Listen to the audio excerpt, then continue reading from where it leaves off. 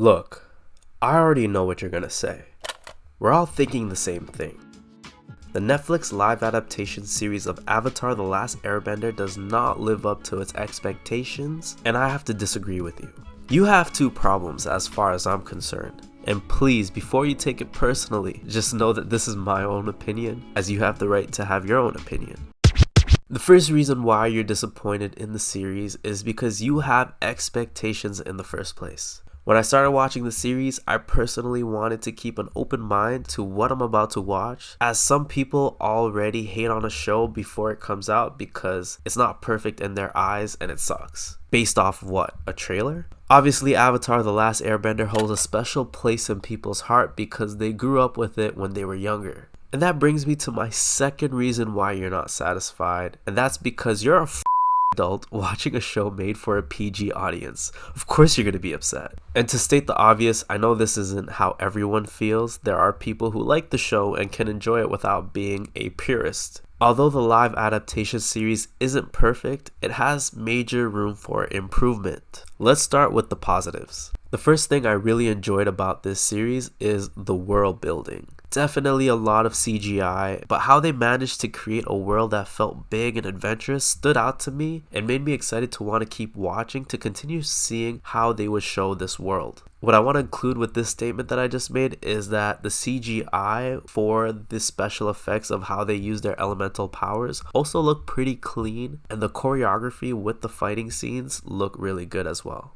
The second thing I enjoyed was seeing the attention to detail within the costume, makeup, and wardrobe. The fact that the arrow on Aang's forehead was blue is already a major improvement from the movie that we shall not speak about. And including all the other characters, I think they did a great job with designing. Personally, I felt that the pacing of the series was good. They had about an hour long for each episode, and there's a lot to pack in terms of the storyline, and I know they didn't include some of the side stories. However, some parts that were kind of annoying to me are the little parts of continuity in certain scenes.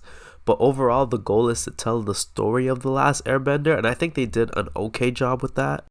Now to talk about the negatives, or in other words, things that I would like to see the series improve on if they come back for season 2. The first notable thing, the acting. Now before we say anything further, I don't believe that the acting is terrible. I personally think that the acting needs work. This is a young cast. Aside from the more experienced cast members like Paul Sung-hyung, who plays Uncle Iroh, and Daniel Dae Kim, who plays Fire Lord Ozai, a prediction that I'm hoping will happen is that the acting gets better in season 2 as the young cast gets older and more experienced in their roles. Some parts of the series are just a little bit too exaggerated and awkward, but I don't think it's the worst. I want to give them the benefit of the doubt because acting is a difficult thing to do, and I'm sure it requires a lot of experience and training. The second thing that needs to be improved are moments of seriousness. What do I mean by that?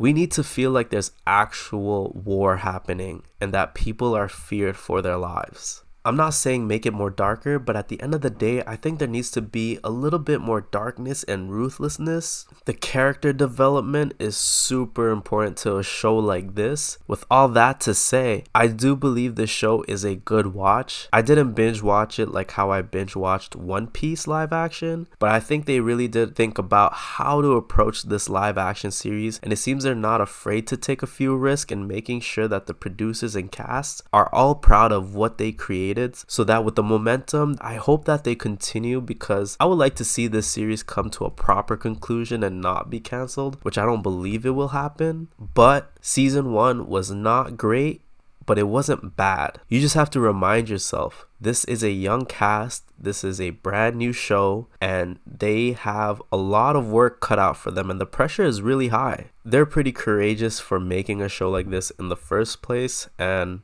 I'm super happy to see something like this being made versus like not even trying at all. So we just have to wait and see what happens. If you guys made it to the end of this video, I really do appreciate it. And if you noticed, this is technically my first video, and I would very much appreciate it if you guys subscribe to the channel, as I will continue making more videos like this. Help support the channel if you can. If you agree or disagree with what I've said, or if you have any other thoughts, feel free to leave them in the comments. I love reading comments and I really appreciate you guys taking the time to watch this video. So thanks for watching. I'll see you guys in the next video.